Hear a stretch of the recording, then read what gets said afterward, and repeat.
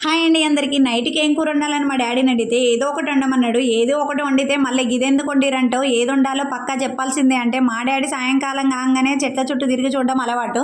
అప్పుడే మా డ్యాడీకి కంటపడ్డాయి కాకరకాయలు, చెమ్మకాయలు. ఇక లేట్ చేయకుండా తెంపడం స్టార్ట్ చేసిండు. మా అమ్మేమో అవి చిన్నగున్నాయి ఇప్పుడెందుకు తెంపుతుర్రు, 4 రోజులు అయితే పెద్దగా అవుతాయి కదా అంటే మా డ్యాడీ ఎవరి మాట వినకుండా తెంపడం స్టార్ట్ చేసిండు. మా డ్యాడీ ఎక్కడుంటే మా పిల్లలు అక్కడే ఉంటారు. మా డ్యాడీ పాటికి మా డాడీ కాకరకాయలు తెంపుకుంటుంటే మా కన్నయ్య వెళ్ళి ఆ చీమలు ఉన్నాయంటే అక్కడ చూడకుండా కాలు పెట్టిండు. తాతయ్య చీమలు కుడుతున్నాయని చాలాసేపు ఏడ్చిండు. వాడిని ఓదార్చి ఆ తర్వాత మళ్ళీ మా డాడీ చెమ్మకాయలు తెంపడానికి పోయిండు. చెంపకాయలు తెంపినాక ఇప్పుడు ఏం కూర వండాలో చెప్పు డాడీ అంటే, కాకరకాయలు వండితేనేమో దాంట్లో చింతపులుపు వేస్తారు, నాకేమో నైట్ చింతపులుపు వేస్తే ఇష్టం ఉండదని చెప్పిండు. చెమ్మకాయలు వండాలంటే చెమ్మకాయలు కూడా చిక్కుడు లాగానే ఉంటాయి కాబట్టి నైట్ పూట నాకు చిక్కుడుకాయ కూర తినబుద్దని చెప్పిండు. మొత్తానికి ఏం వండాలో చెప్పు డాడీ అంటే, కాకరకాయ కన్నా చెమ్మకాయ వండడమే కొంచెం బెటర్ అనిపిస్తుంది అని చెప్పగానే ఇంకా నేను వెళ్ళి ఆ చిక్కుడుకాయ కూర అదే చెమ్మకాయలు తెంపి కూర వండుతుంటే కూర తాలింపేసి బయట పోయి కూర్చొని వచ్చేసరికి కూర అంతా మాడిపోయింది.